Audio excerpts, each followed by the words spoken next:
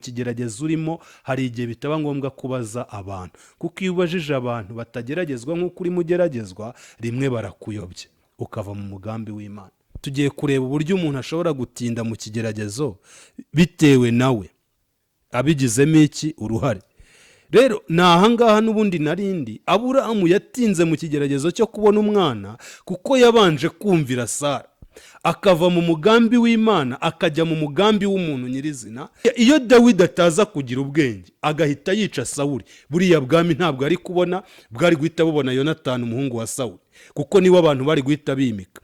Ariko Dawidi ngagira ubwenge buruta ubw'abamwigisha. Iyo uri mu kigeragezo uba usaba gusaba Imana ubwenge buruta ubw'abakwigisha, kuko abakwigisha bazaba benshi. Hari abo muzazamukana umusozi bamanuke batabarwe, wowe ugumeho, bazaza bakwigishe bakubwira ati kora ibi, twebwe twakoze gutya birakunda.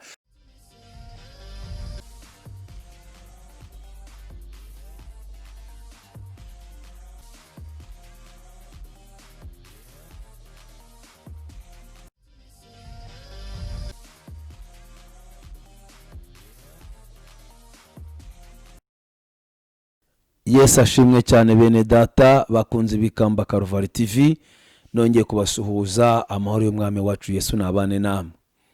Nkuko bisanzwe ndabakunda, murabizi dorira hirya no hino, haba ku audio yanjye senga, haba hirya no hino duhura mu biganiro, turaziranye muri shuti z'akadasohoka, muri shuti zanjye, kandi nawe ndabakunda cyane. Imana ibaho umugisha. Reka ngushime wowe ufata umwanya ukareba icano ikamba Karuvari TV, kandi ngushime wowe ukora subscribe na ukora share ukagaragaza kuri kumwe natwe. Reka ngushime nawe kuri comment yawe uduha, bituma dukomeza kurushaho kugira imbaraga. Reka ngushime nawe kubw'inkunga yawe uduhereza, yabi y'amasengesho n'amafaranga. Imana iguha umugisha. Turashima Imana nanone idufasha muri iyi gahunda tubamo y'amasengesho n'inyigisho, abakozi Imana batandukanye. Imana iduhane umugisha. Reka dusenge. Mwami Imana yacu, turagutumiye muri iki kiganiro, njye n'umugaragu wawe tujye kuganira n'uyu mwere data turi kukireba. Twese hamwe duhana umugisha, uduhe imbaraga zo gukomera muri iki topic tugiye kwiga, kandi umwuka wera w'Imana bane natwe, udushoboze gukomera, kandi icyo ushaka gukora kuri twe ugikore. Uyu muntu uri kureba inyigisho igira ikimumarira, kandi isige mu buzima bwe hari ikimusigiye. Ubwiza n'icyubahiro bigumye bikubikubi byawe mu izina rya Yesu, amen. Imana ibaho umugisha. Rero amazina ntabwo nakuriga nyavuga murayazi, ni Pastor Steven nkuko bisanzwe. Ikindi kandi Kamba TV murayimenyeye. Uyu munsi rero sinjye ngenyine, ndi kumwe n'umutumirwa tugiye kuganira, ariko mbere ko tuvuga topic tugiye kuvugaho gato, reka tumwakire. Karibu ku Ikamba Karuvari TV. Murakoze. Amazina ni Mutangana Bosco. Imana ibaho umugisha. Mutangana Bosco, Imana iguha umugisha. Mu busanzwe ndakuzi uri umukozi w'Imana. Hano rero ku Ikamba Karuvari TV twagutumiye. Impamvu twagutumiye nuko tuzi ko ari cyo wadufasha, haba twe ndetse n'abareba Ikamba Karuvari TV. Uyu munsi rero reka manze ngo baze ngo amakuru yawe. Turashima Imana, amakuru ni meza. Imana yaraturinze muri covid na n'ubu ikiturinze, twabonye imirimo y'Imana. Imana ihabwa icyubahiro. Imana ihabwa icyubahiro. Haleluya. Mutangana rero tugiye kuganira kuri topic ivuga ngo umukristo yageze mu bigeragezo, ese yabyitwara muti? Ese ubundi iyo tuvuze ibigeragezo wewe wumva iki? Ibigeragezo ni ibintu rimwe na rimwe biba ku buzima bw'umuntu atabyiteguye,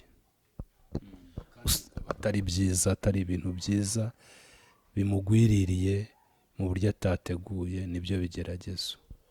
Ubushatse kuvuga ko se nta bigeragezo bibaho umuntu yizanira? Birashoboka ko umuntu yahura n'ibigeragezo yizaniye. Noneho ari ibyo umuntu yizaniye n'ibyizanye ibabazana ibihe? Ibigeragezo umuntu yizaniye nibyo bibabaza cyane, kuko ni nawe uba ufite ububasha bwo kubyikuramo.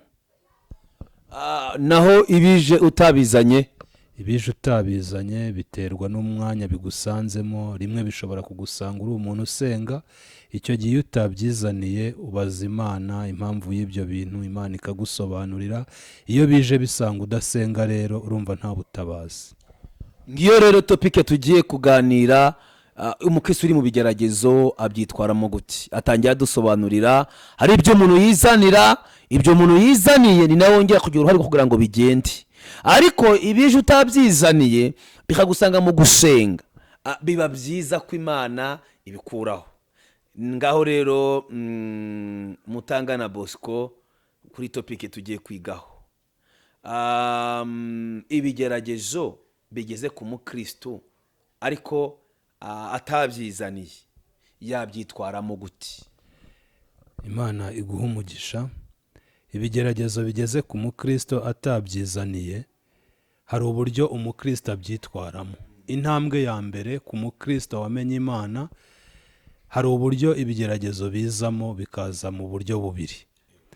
Hari uburyo bwa mbere ikigeragezo gishobora kuza kizanywe n'Imana. Hari ubundi buryo bwa kabiri ikigeragezo gishobora kuza kizanywe na Satani. Nagira ngo rero mbanze mvuge ku kigerageza Imana nyirizina yazanye ku buzima bw'umukristo. Iki kigerageza cya mbere kiza atari icyo kukwica, ahubwo kiza ari ikigeragezo kikwigisha kugira ngo umenye, numara kumenya umenyeshe n'abandi. Uburyo rero bwo kwitwara mu kigeragezo wamaze gusobanukirwa neza, ariko mbere y'uko ujya muri ibi bigeragezo byombi urabanza ugasenga, ukamenya niba ikigeragezo uhagazemo mu by'ukuri kizanywe n'Imana cyangwa se ari Satani. Iyo wamaze kumenya rero igicu kibarizamo, niba ari Imana, urasenga. Intambwe ya mbere umuntu yitwara mu kigeragezo, uburyo agomba kuba mu kigeragezo: rimwe, kwirinda. Kwirindira mu kigeragezo, kuko mu kigeragezo habamo ibintu byinshi. Mu kigeragezo habamo intambara nyinshi. Rero umukristo wamenye Imana, intambwe ya mbere abanza gutera niyo kwirinda. Twirinda iki mu kigeragezo? Twirinda ibyaha. Kwirinda ibyaha tuzabifashwa n'iki? Nuko twahoze imbere y'Imana dusenga uko bwije nuko bukeye. Aho rero iyo urimo urasenga wirinze icyaha, niho Imana iguha imbaraga. Ikintu cya mbere Imana ibanza gutanga mu kigeragezo ni imbaraga, kuko birashoboka ko ikigeragezo cyaza kimara umwaka, cyaza kimara ukwezi, cyaza kimara icyumweru, byumvikana itaguhaye imbaraga zo kukinesha, ntabwo wakivamo amahoro. Icya mbere rero umukristo akora mu kigeragezo ni ukwirinda icyaha. Bosco, ikigeragezo Imana izanye kugira ngo umuntu akineshe yirinde icyaha. Ariko ubundi icyaha ni iki Bosco? Icyaha ni ikintu cyose umuntu akora gihabanye n'umugambi w'Imana. N'umugambi w'Imana gute? Urugero, iyo wamenye Imana, ijambo ry'Imana riratubwira ngo vino ni umukobanyi, ushukwa nayo ntagira ubwenge. Bivuge ngo wanyweye iyi nzoga, warakoze, waramenye Imana, waratuye ko Kristo ari umwami n'umukiza ku buzima bwawe, icyo ni icyaha uba ukoze. Okay, ni icyaha umuntu aba akoze yaramenye Imana. Kutaramenya Imana, ku muntu utaramenye Imana, hari n'aho Bibiliya itubwira, Pawulo yandikira Abakorento, ngo byose ndabyemererwa. Umuntu utaramenye Imana nta kintu Bibiliya imuciraho iteka, keretse iyo yamaze guhura n'umuntu umubwira ubutumwa bwiza. Ariko kutaramenye Imana, ijambo riza rivuga ngo byose ndabyemererwa, ariko ibingira akamaro. Iyo ariko iza ku muntu wamaze kumenya iki? Imana, wamaze gutandukanya indyo n'imoso. Ku muntu utari wamenye Imana, iyo umugezeho nta cyaha umushinja. urakoze cyane. Turagarutse kuri ikigeragezo umukristo yitwaramo. Impamvu ngewe nabikubajije, mberetse guhura n'umuntu arambwira ngo ari mu kigeragezo. Ndamubaza ati se uri mu kigeragezo gute? Arambwira ngo abantu baramwanze, nta muntu umukunda, ngo none arumva yakwiyahura. Ese ndibaza, iyo abantu bakwanze wumva wakwiyahura? Ibi bintu urabyumva gute? Mu mwanya w'uyu muntu, icyo yari akubwiye cyo nicyo bitewe n'umwanya ahagazeho. Ariko ku muntu wamenye Imana, si n'itegeko ko abantu bagukunda. Iyo twamaze kwatura ko Kristo ari umwami n'umukiza ku buzima bwacu, Yesu we ubwe ari we mwami twizeye tugera ikirenge mu cye, bamwise umwami w'abadayimoni. Bivuge ngo niba Kristo ari muri wowe, abantu bashobora kugukunda kimwe n'uko banakwanga. Nta mpamvu n'imwe rero yo kwitwaza ikigeragezo umuntu ahagazemo ngo wumve byatuma wiyambura ubuzima. Ahubwo iyo wamaze kwinjira mu kigeragezo waramenye Imana, icyo ukora nta kindi, intwaro nta yindi, ni iyo gusenga kugira ngo Imana ikwambike imbaraga zinesha cya kigeragezo. Rero uyu muntu wakubwiye yuko agomba kwiyahura, ntabwo numva neza koko yamenye Imana. Kuko umuntu wamenye Imana ubwe ntashobora kwiyahura, uba wiyishe. Icyo ni icyaha Imana ihana cyane, akubuza ubugingo. Umuntu wamenye Imana uri mu kibazo arasenga, niyo ntwaro ya mbere. Bibiliya irambwira, iravuga neza ngo mbese urufatiro rusenyutse umukiranutsi yakora iki? Urufatiro rushobora kuba ari abantu bakuvuyeho. Mbese niba abantu bakuvuyeho wakora iki? Usenga Imana, kuko iyo wasenze Imana abantu babiri bashobora kugenda, Imana ikazana 10. Rero uyu muntu ahubwo ndumva twazamukomeresha irindi jambo rivuga ngo hahirwa abiringiye, akareka kwiringira abantu ahubwo akiringira Imana by'ukuri. Imana iguha umugisha. Noneho reka dukomeze. Ushobora kutubwira abantu babaye mu bigeragezo kandi bagatsinda? Ndumva kubera ko turimo turabwira abantu bari mu bigeragezo. Ese iyo umuntu ari mu bigeragezo yitwara gute? Ese kuba uri mu bigeragezo byatuma uva ku Mana? Ese iyo uhuye n'ikibazo byatuma utuka Imana?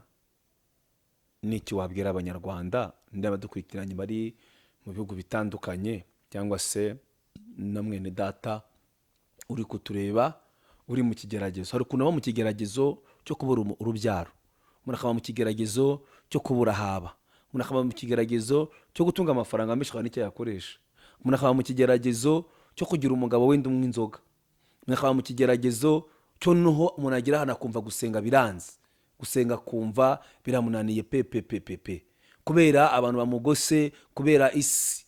Hari n'igihe umuntu aba mu kigeragezo wenda cyo gutinda gushaka. Ibigeragezo ni byinshi, ariko ibyo byose nubwo ari byinshi, twakwitwara gute turi muri ibyo bigeragezo? Murakoze. Twatangiye tuvuga ku bigeragezo bibiri, nibyo twari turiho na n'iyi saha. Ikigeragezo Imana yemeye ko umuntu w'Imana acamo, n'ikigeragezo cyazanywe na Satani. Rero uburyo bwose bushoboka, nta buryo na bumwe, nta kigeragezo na kimwe, cyaba ari icyazanywe n'Imana cyaba ari icyazanywe na Satani, umuntu ashobora guhagarara agatuka Imana. Ubwo buryo nta buriho, ahubwo hari uburyo tubona Imana yaduteguriye, cyangwa se Imana yatweretse ingero nziza zifatika zigaragara z'abantu batubanjirije bagiye banyura mu bigeragezo ndetse binarenze ibyo twebwe ducamo, kandi bagakomeza bakagenda bagira gute, bahamya Imana. Urugero twaheraho ni umugabo bita Yobu. Yobu turamuzi twese, yarageragejwe pe, arageragezwa, abana bamushiraho, umugore ageraho nawe amubwira ati ndabona ikiruta byose ari uko watuka Imana ukagira gute, ukipfira. Imana yacu nishimwe. Ariko Yobu yaravuze ngo kwizera kwanjye ndagukomeje, ntabwo nzigera nikuraho kuba inyangamugayo. Rero ubuzima tunyuramo bwa mbere bwo ubwabwo, ubuzima ducamo ni ibigeragezo gusa. Birashoboka ko uyu munsi haza ikigeragezo cyo kubura umwana, wanakihanganira umwana yaza no kubura amafaranga yo kumwigisha ishuri bikaza. Bivuge ngo ubuzima bwacu buzahora bugeragezwa paka uyu mubiri tuwuvuyemo. Rero Yobu yarihanganye, arihangana avuga ngo kwizera kwanjye ndagukomeje. Icyambere umuntu uri mu kigeragezo twavuze kwirinda icyaha, ariko hazamo n'ijambo kwizera. Ukizera ko yemeye ko ibyo ngibyo bikubaho.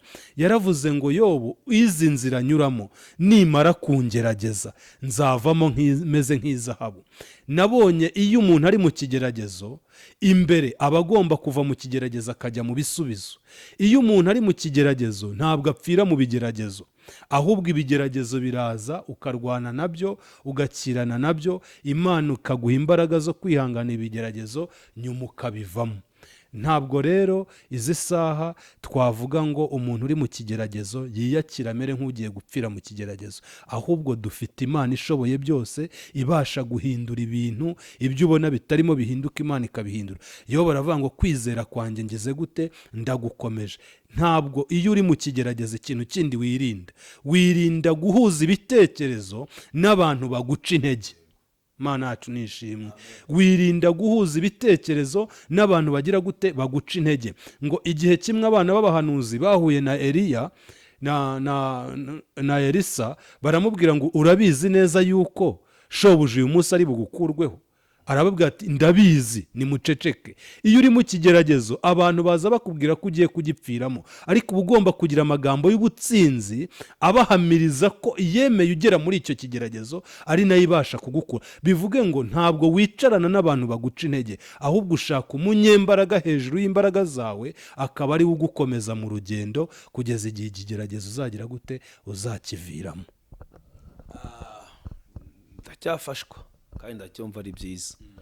Hari ikintu ijambo ryarambwiye ngo mwana wanjye, ntukange igihano Imana iguha. Nanone ijambo rirambwira muri Yakobo ngo hahirwa abihanganira ibibagerageza, kuko nibamara kwemerwa bazambikwa ikamba.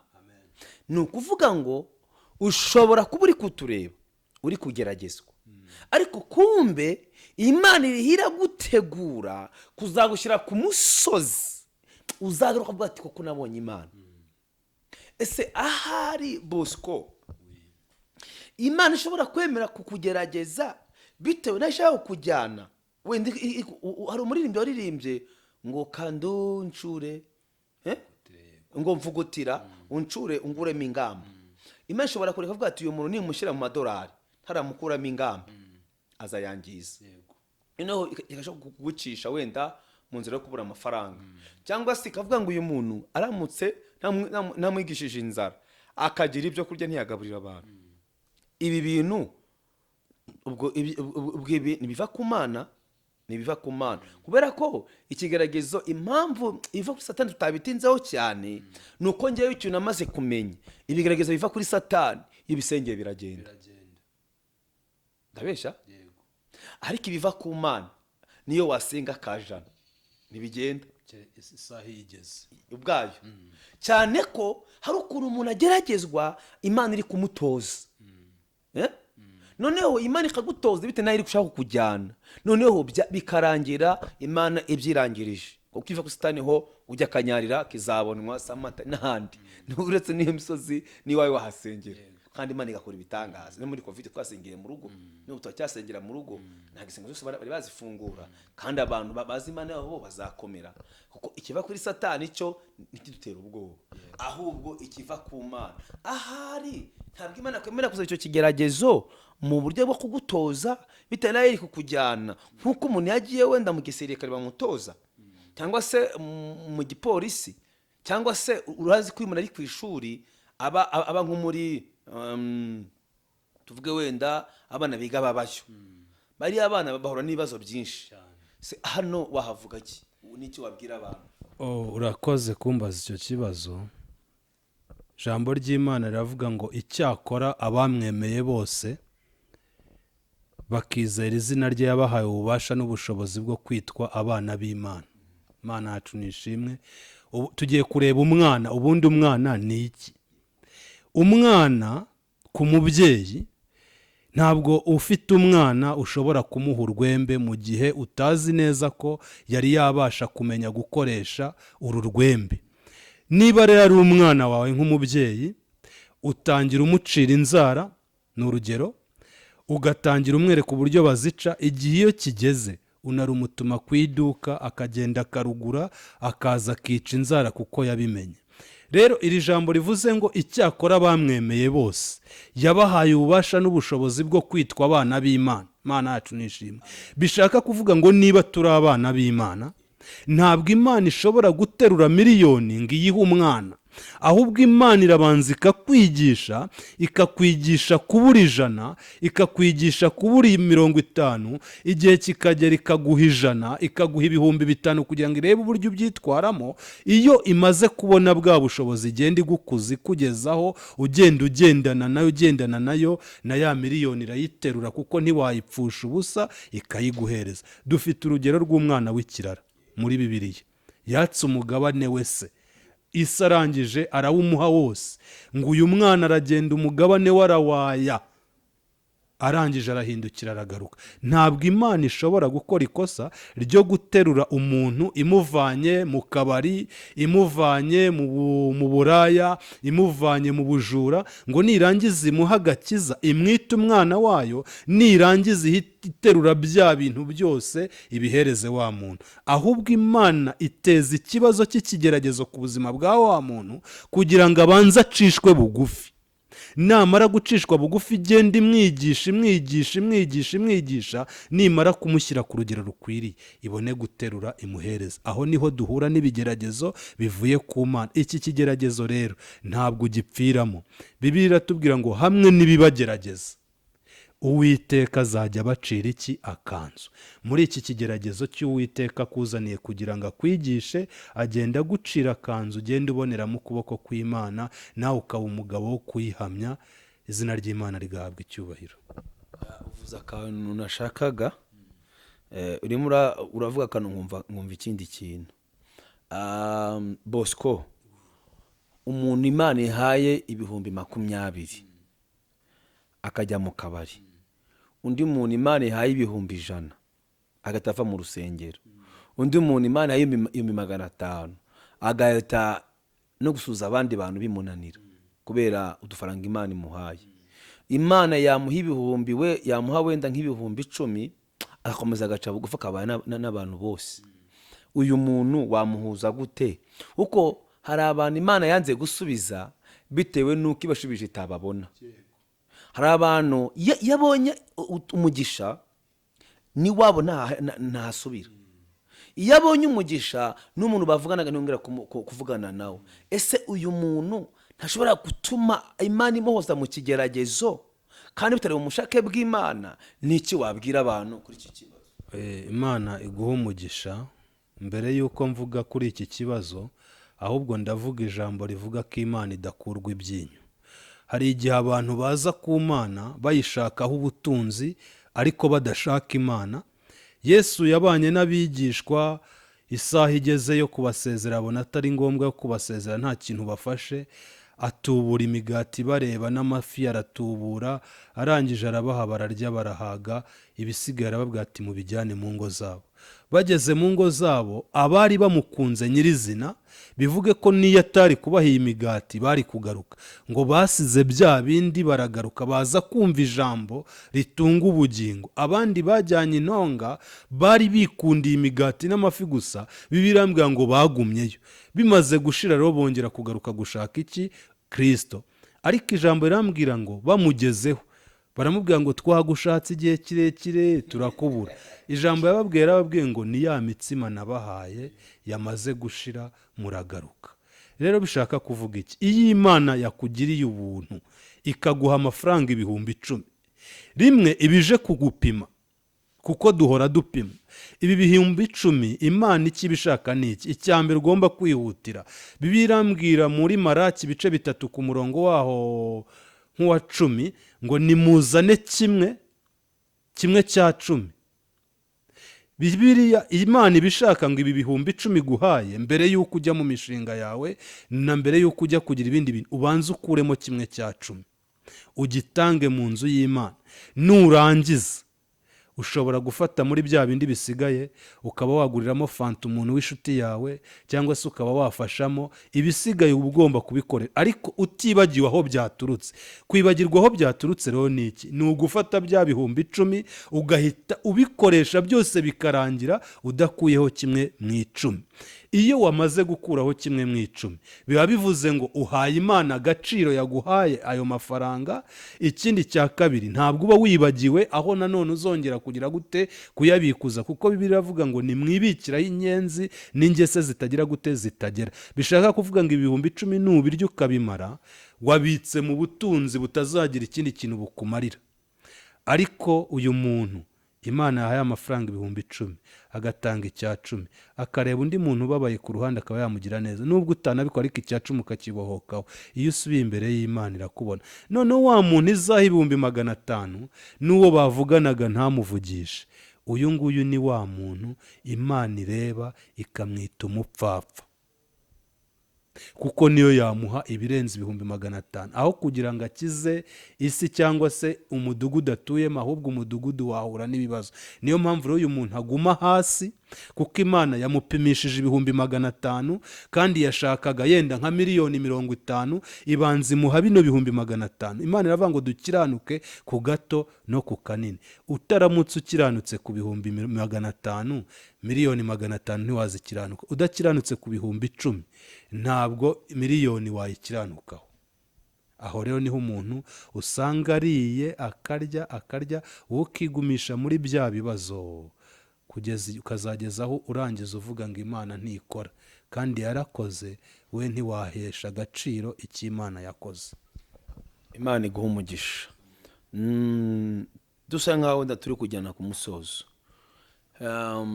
Iyo umuntu yasengaga, wenda Imana ikamubwira ati nzagutabara mu masengesho, nyuma yaho gusenga akabireka, icyo gihe bya bigeragezo yari arimo yakagombye gusohorwamo n'amasengesho. None amasengesho akaba yaretse, akaba yivumbiye ku Mana, kubera ko Imana yatinze kumusubiza. Urabona, tuvuge urugero, umuntu ashobora kumara wenda tuvuge agasengera umugabo, ariko Imana ikabona ko nimuha umugabo ari gushaka, umugabo azamukura mu gakiza. Imana ikayimutindijemo gake, irimo kumutunganyiriza umugabo izamuha, cyangwa se akaba yasabye akazi. Imana ntihita imuha ka kazi, avuga ati uyu muntu nimuha kano kazi azagwa, kabanze muhe imbaraga zo gukomera, noneho namara gukomera mujyane mu kariya kazi. Noneho muri cya gihe Imana iri kumutoza, we agahita ava mu Mana, cyangwa se agahita ava ahantu atorezwa. Noneho Imana ikamushaka ikagira gute, ikamubura. Mu by'ukuri we akasa nkaho yivumbuye, bitewe n'uko wenda amaze igihe mu bigeragezo. Ese nicyo wabwira uyu muntu? Wabihuza gute?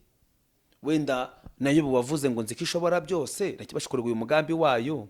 Ese wabihuza gute no muri Bibiliya abantu bagiye baca mu bigeragezo ariko bagakomeza bakaguma ku Mana kandi bikarangira Imana ikoze igitangaza? Niki wabwira abantu kuri iki kintu? Murakoze. Ubundi abantu benshi bazi neza yuko iyi Imana ivuze, ashaka yagenda akaryama akiyorosa, icyo Imana yavuze kikazaba. Ariko ntabwo ariko biri. Isengesho ni iki? Imana ishobora kukubwira ibintu, ikakubwira ibintu byamaze kugera ku kibuga cy'indege, ariko ibi bintu ntabwo uri bugende ngo ubivane ku kibuga cy'indege gusa. N'umuntu ashobora kukubwira ati nkoherereje ibintu uri bubikure ku kibuga cy'indege. Hari ibyo bigusaba, hari icyo bita kudeduwana, bizagusaba izindi mbaraga z'amafaranga kugira ngo bya bintu bigende bikurwe hahandi. Icyo Imana rero yavuganye natwe ikakitubwira turi mu bihe byiza byo gusenga, byanga bikunda iki kintu n'ubundi kizasohozwa n'iki? N'amasengesho. Amasengesho akurura iby'Imana yatuvuzeho bikadusanga muri wa mwanya. Hari ikintu rero kijya kiba mu gihe cyo gusenga, noneho Satani ubwo utifuza ko tugera ku mugambi w'Imana nyirizina akatuvangira. Aburahamu Imana yaramubwiye ngo igira hino nkwereke, imwereka inyenyeri, iramubwira ngo urubyaro rwawe niko ruzangana.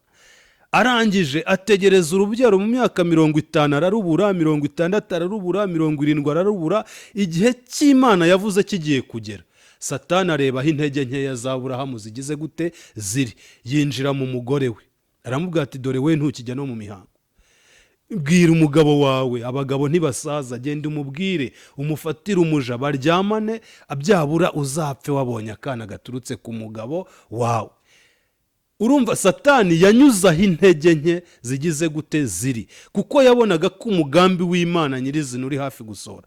Inshuro nyinshi rero iyo turi hafi yo gusatira icyo Imana yavuze ko kigeze cyangwa se kigiye gusohora, turi mu bihe byiza byo gusenga, Satani akuzanira amagambo y'urucantege, akakwereka ko igihe wasengeye Imana yabinaniwe, akaguteza intege nke zishobora gutuma ureka gusenga, ukavuga ati nzakiranuka aho ndi, nziryamira. Biza utegetswe gusenga kugeza igihe cy'Imana yavugiye kigize gute gisohore. Aburahamu arangije yumvira Sara, bivuge ngo ntabwo yari acyumvira Imana, yumviye Sara. Niho Imana yaje rero amaze kubyara umwana, ngo umwana amaze gukura uriya muja, umukecuru arabyitegereza aravuga ati no, si iki ngiki Imana yavuze, ntabwo nakwemera gusuzugurwa muri runo rugo, uru rugo ni urwanjye, ni nanjye Imana yavuzeho. Ngahita asanga Aburahamu aramubwira ngo senda ishoreke n'umwana we. Aburahamu yibuka kujya kubaza Imana igihe cyarenze. Hari ikosa tujye dukora, tukumvira amajwi y'abazimu n'abadayimoni n'amajwi y'abantu baza kutwuganiriza no kuduhugura mu bigeragezo. Dawidi yaravuze ngo fite ubwenge buruta ubw'abigisha banjye bose. Mu gusenga ubusabwa kugira ubwenge buruta ubw'abakwigisha. Arangije Aburahamu ngabona kujya kugisha inama iki Imana. Imana ijambo yamubwiye, yaramubwiye ngo genda wumvire ibyo umugore wawe Sara avuze. N'ubundi kare wari wanamwumva wajya gutera inda utambajije, bumviye umugore, n'ibyo akubwiye genda ugire gute ubikore. Ariko ijambo riramubwira ngo kuko ari nta jambo Imana ivuga ngo rigire gute ngo rihere. Aburahamu amaze gukora ibyo bintu ngo arababara cyane, asaba n'Imana imbabazi kuko yari yirukanye umwana we n'ishoreke abasize mu Mana. Amaze kwiyuzuza n'Imana, ngo Imana yibuka isezerano yagiranye na Aburahamu. Iryibukira he yuko Aburahamu yagarutse mu mwanya ari ku mavi arimo asenga, abwiye Imana ngo Mana nibutse kunyereka inyenyeri, wavuze ko urubyaro rwanjye ruzangana n'umusenyi, kandi nari ndi kumwe na Sara, ndashaka kubona umwana uvuye kuri Sara. Bivuge ngo Imana yarabyumvise ibaha kubyara, ariko imaze kubaha kubyara iza kugaruka gupima Aburahamu ko yamaze kuyiringira by'ukuri. Iramubwira ngo noneho Aburahamu we, ndagutegetse ejo uzajye kuntambira umwana wawe. Aburahamu arareba ati nimbaza mukecuru, ahita avuga ati iryo si ijwi ry'Imana. Akora ibintu bucece. Hari ibintu Imana idusaba gukora tutagishije abantu inama. Mu rugendo Imana ikunyujijemo, mu kigeragezo urimo, hari igihe bitaba ngombwa kubaza abantu, kuko iyo ubajije abantu batageragezwa nk'uko urimo ugeragezwa, rimwe barakuyobye ukava mu mugambi w'Imana. Imana iguha umugisha. Ni gato cyane ngiye kubaza tukata dusoza. Gakunda kuba ku bantu, iyo umuntu atinze mu kigeragezo hari abavuga ko ari n'injiji, bamwe bakavuga ngo ntarasenga, bamwe bakavuga ati se yabura akazi gute niba yarize, ubwo naze kujya kugashaka. Abandi bakavuga ati se uriya icyo ashoboye no kwirirwa zerera, cyane cyane nka twa abapasiteri babona tudufite Bibiliya gusa, cyangwa se n'abandi. Noneho rimwe na rimwe iyo uri mu kigeragezo, hari igihe abantu bavuga ko wowe impamvu kirimo ari ukugikunda, kutagiye gushaka akazi, kutagiye gukora ibi, mbese ugasanga abantu bariho baragukubita ikintu bita imisuti. Noneho rimwe na rimwe aho ukaba ushobora kuba nka Aburahamu ugahita wumvira Sara, nawe ugahita uvuga ati banza koko ntasenga neza, banza koko bimeze gutya. Rimwe na gogora n'umuntu wenda mwasenganye wanashubijwe, ashobora no kuvuga ati ngewe ndizera, wowe nta nubwo wizera, wowe nta nubwo wirinda, wowe nta nubwo uzi gusenga cyane, wowe nta nubwo. Ibyo bijya bibaho, kandi wenda nawe byakubayeho. Barakubwira ngo ntuzi gusenga cyane, ntuzi kwiyiriza, nta nubwo uzi gushaka akazi, nta nubwo. Mbese kubera ikigeragezo ugitinzemo uhura na ba mwarimu benshi. Wowe ni mpamvu wabuze umugabo, ntabwo uzi kwimakiye, ejo ukimakiye. Wowe impamvu wabuze umugabo nuko wambara ibicipo birebire ukambara ingufiya, nabyo bikanga. Wowe impamvu wabuze umugabo nuko utaze kujya ku musore kurarayo. Mbese ugasanga bariho barakuyobya kubera kutacyumva ijwi ry'iki ry'Imana. Hano impamvu umuntu biba bimeze gutyo nuko aba avuye ku ijwi ry'Imana, cyangwa rimwe na rimwe nuko wenda batinze mu kigeragezo. Murakoze. Birashoboka ko umuntu ashobora gutinda mu kigeragezo nawe ubwo abifitemo uruhare. birashoboka rwose. Ariko hariho n'igihe umuntu atinda mu kigeragezo bitewe n'uko Imana yabyemeye, kuko ari izi igihe izakimuvaniramo. Rero tugiye kureba uburyo umuntu ashobora gutinda mu kigeragezo bitewe nawe abigizemo iki uruhare. Rero ni ahangaha n'ubundi narindi Aburahamu yatinze mu kigeragezo cyo kubona umwana, kuko yabanje kumvira Sara, akava mu mugambi w'Imana akajya mu mugambi w'umuntu nyirizina. Rero kuko ari nta jambo Imana ivuga ngo rihere, n'ubundi yaritindije, ariko igihe kiragera abona iki? Abona umwana. Birashoboka ko umuntu ashobora kumvira amajwi y'abantu. Niho nabwiye abankurikiye, Dawidi yavuze ijambo ryiza muri Zaburi ya 119, aravuga ngo ndajijuka nkarusha umusaza, ngo mfite ubwenge buruta ubw'abigisha banjye bose. Abigisha ba Dawidi baje ryari? Baje igihe isezerano ry'Imana ryari rigiye gusohora, ubwo Dawidi yari arimo arwana n'isezerano ryo kuba umwami. Bibiliya irambwira ngo Imana iteza gusinzira kuticura kuri Sawuli yagiye guhiga Dawidi hehe? Mu butayu. Ngo irangije imugabiza Dawidi kugira ngo imupime. Dawidi akimara kubona Sawuli asinziriye n'abasirikare biwe, abigisha baza kuri Dawidi baramubwira ngo dore Uwiteka yamukugabije. Abigisha mu kigeragezo yamukugabije, uhereye none mwice uhita ufata ubwami. Buriya iyo Dawidi ataza kugira ubwenge agahita yica Sawuli, buriya bwami ntabwo ari kubona, bwari guhita bubona Yonatani umuhungu wa Sawuli, kuko niwe abantu bari guhita bimika. Ariko Dawidi ngagira ubwenge buruta ubw'abamwigisha. Iyo uri mu kigeragezo uba usaba gusaba Imana ubwenge buruta ubw'abakwigisha, kuko abakwigisha bazaba benshi. Hari abo muzazamukana umusozi bamanuke batabarwe, wowe ugumeho, bazaza bakwigishe, bakubwira ati kora ibi, twebwe twakoze gutya birakunda. Dawidi arababwira ngo ntabwo bikwiriye ko nakwica umuntu Uwiteka yimikishije iki? Amavuta. Icyambere yahaye agaciro amavuta yari ari kuri Sawuli, nawe ubwe yiha agaciro, avuga ati iyamwimitse ni nayo izamwimura nanjye ikanyimika. Ati ntabwo rero narangiza uru rugamba, iyatangije umurimo ni nayo izawusoza. Aho ngaho ijuru riramwishimira. Byaje kurangira Sawuli agize gute? Apfuye. Na Yonatani abigenderamo. Bivuge ngo ubwami buvuye kuri Sawuli budasigaye kuri Yonatani, bwose bwarangiye. Noneho abantu bari bazi imirimo Dawidi yakoze baba ari bo bamwimika, ariko ntabwo bari kumwimika Yonatani agihari. Bivuge ngo mu kigeragezo iyo wumvise abigisha cyane ukitinzamo, mu kigeragezo bisaba kugendana n'ijwi ry'iki? Ry'Imana, gushaka amakuru, kandi ntuyashakire muri karitsiye aho utuye, ukarenga imisozi ukaminuka ukajya kure y'aho batakuzi, kuko iyo yashakiye bugufi bw'aho utuye baguha amakuru apfuye. Ujya kure ugashaka amakuru, ugavana amakuru kure ukayagarura. Aho ngaho twarimo tureba uburyo umuntu ashaka kwitinza mu kigeragezo bitewe n'uko yagize abigisha no kubumva. Noneho uburyo umuntu ashobora gutinda mu kigeragezo kandi n'aba bigisha batageze gute? Batahuye nabo. Ahangaha haba harimo ubushake bw'Imana.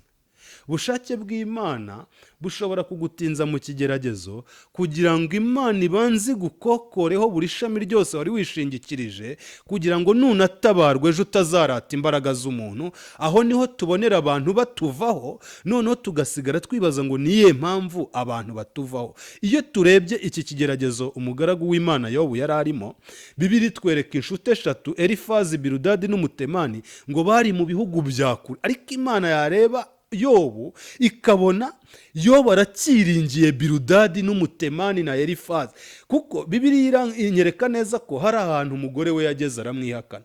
Bivuge ngo niba yari kiringiye umugore, Imana yamweretse ko no ku mugore bidashoboka.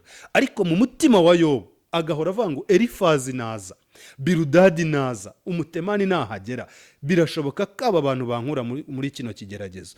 Iyo Imana ibonye ukiringiye umwana w'umuntu, mwene wanyu uri muri Amerika, ishobora kwihutisha mesaje yawe ikamugeraho muri Amerika, nawe akakumvira iki? Ubusa, kugeza igihe Imana iboneye ko wamaze kuyiringira yonyine.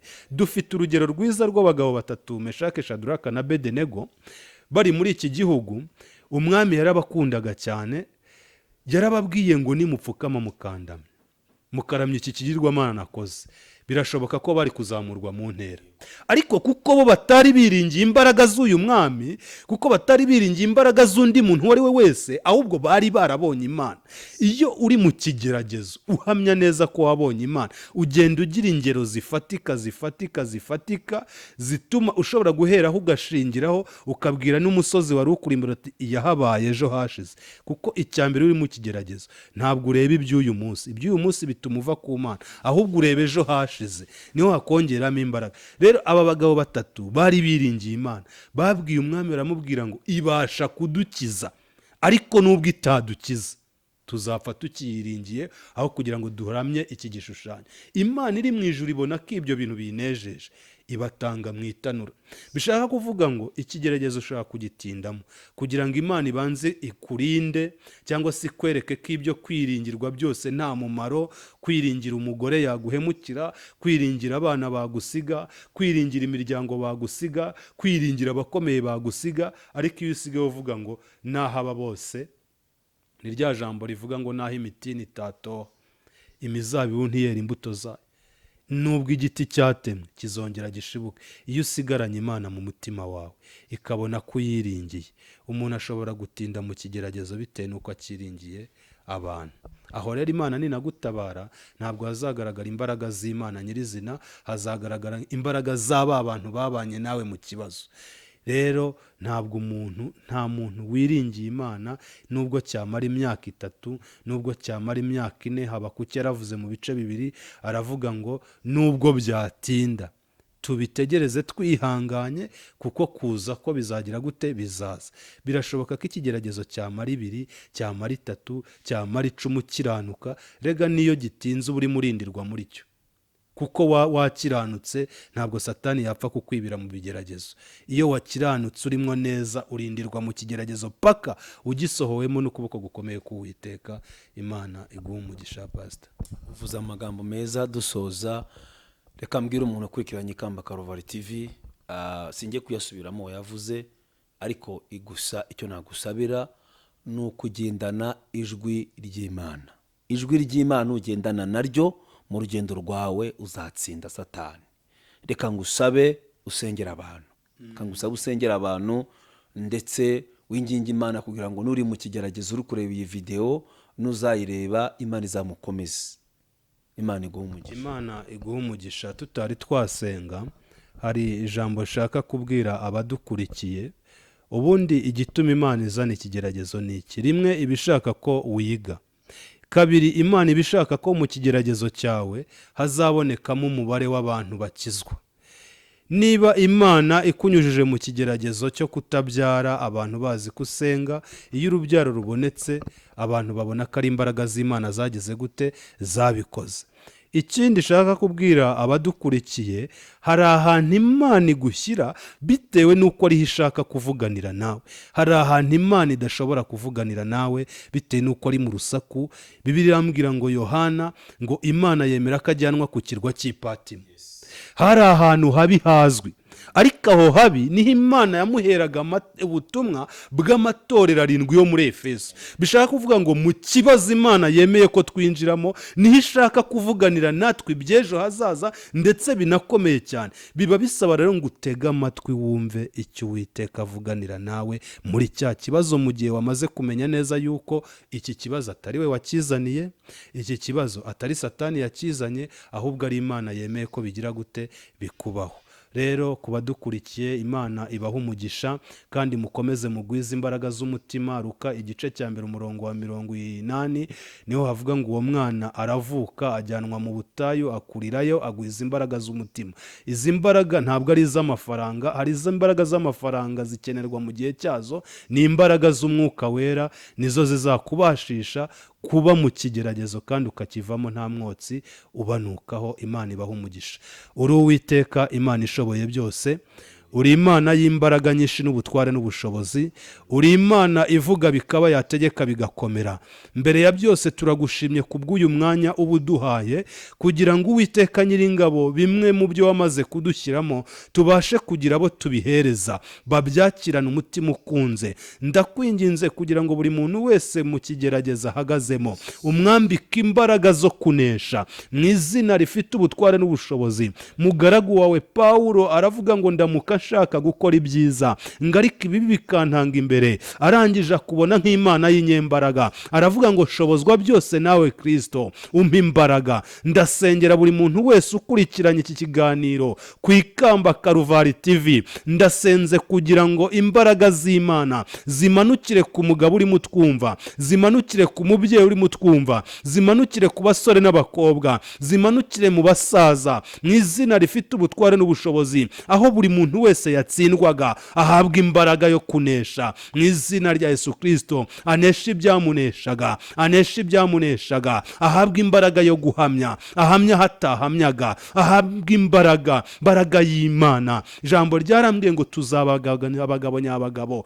bo kuguhamya Yudaya ni Samariya. Ubwo imbaraga y'umwuka wera izatumanukira. Sabye imbaraga y'umwuka wera kuri buri muntu wese urimo utwumva mu izina rifite ubutware n'ubushobozi, kandi sabye kugira ngo buri muntu wese arindirwe muri bino bigeragezo. Mwami Imana yacu azavemo nta mwotsi umunukaho, kugira ngo izina ryawe Uwiteka rihabwe icyubahiro. Barinde gupfira mu butayu, kuko mu butayu nta cyiza gihari. Mu butayu tugwirizamo imbaraga, mu butayu twumviramo ijwi ryawe. Nyemera buri muntu wese wari utenebutse umwambika imbaraga, ongera ubakore ku maso. Waravuze ngo uvuga rimwe ndetse kabiri ndetse gatatu, uvugira mu kanwa k'abahanuzi mu ijambo ryawe no mu bicuku by'ijoro dushyizweyo. Ndasabye kugira ngo aba bantu barimo barota inzozi z'abazimu n'abadayimoni, izi nzozi zikurweho mu izina rya Yesu. Ahubwo Uwiteka ubaha amayerekwa mazima nka rya rindi wahaye Yakobo ubwo yari yiseguye ibuye afite umubabaro mwinshi, afite agahinda. Urangije umwereka iyerekwa riturutse mu gihugu cy'ijuru ngo urwego ruramanuka, bamarayika baramanuka, bandi barazamuka kuri uwo musozi w'ibigeragezo, kuri iryo buye ry'agahinda, ngahindurirwa izina, akurwa kuri Yakobo w'umuriganya, ahabwa Isiraheli umugaragu watoranyijwe n'Uwiteka. Ndasabye kugira ngo aba basore n'abakobwa bagire inzozi ziturutse ku Uwiteka. Ndasabye kugira ngo aba bagabo, aba babyeyi, aba basaza, aba bakecuru bongere berekwe mu izina rifite ubutware n'ubushobozi. Ndasabye kugira ngo buri muntu wese ikigerageza arimo, Mwami Imana yacu, azagisohokemo nta mwotsi umanukaho, nk'uko Meshake, Shadraka na Abedenego basohotse muri iri tanura ry'umuriro. Nta mwotsi, nta kizinga. Reka aba bantu Uwiteka, jambo ryarambwiye ngo hahirwa umuntu ugeragezwa nk'uko Uwiteka bishaka. Mwami Imana yacu, dusengeye abarimo bageragezwa ku bigeragezo bazaniwe na Satani. Turasabye kugira ngo ubambike imbaraga zo kurwana mu izina rifite ubutware n'ubushobozi, kuko nta musozi utabasha guhirika. Data wa twese, sabye imbaraga kuri ubu bwoko bwawe, sabye gukomezwa mu izina rifite ubutware n'ubushobozi. Ndagushimye rero kubyumvise kandi ubikoze. Nyemerera Uwiteka Nyiringabo, natwe ukomeze utwambike imbaraga kugira ngo dukomeze tuguhamye uko bwije ndetse n'uko bukeye. Tuba ibikoresho bizima byejejwe kandi bishimwa nawe Uwiteka. Tugarura abantu mu gakiza mu izina rya Yesu. Ntashye imbaraga z'umuriganya. Urakoze, ni mu izina ryawe Yesu mbisabye nizeye, amen. Imana ibaha umugisha pastor. Imana rero iguha umugisha wowe ukurikiranye iyi nyigisho. Turagusaba gukora subscribe kuri iyi channel, ikindi tukagusaba gukora share, comment yawe irakenewe. Nawe wifuza kuganira natwe, tuguhaye ikaze, haba ejo bundi nawe waza tukaganira. Gusa iri jambo rigufashe kandi bigerageza urimo ubikomereremo, kuko aho Imana yagusize niza hakwikurira. Ikindi nagusaba ni ugukomera mu ijambo ry'Imana no kwizera ko icyo Imana avuze kizavugana nawe. Turabakunda, Imana izabikora kwiyubahisha mu izina rya Yesu, amen. Imana iguhe umugisha. Shalom shalom.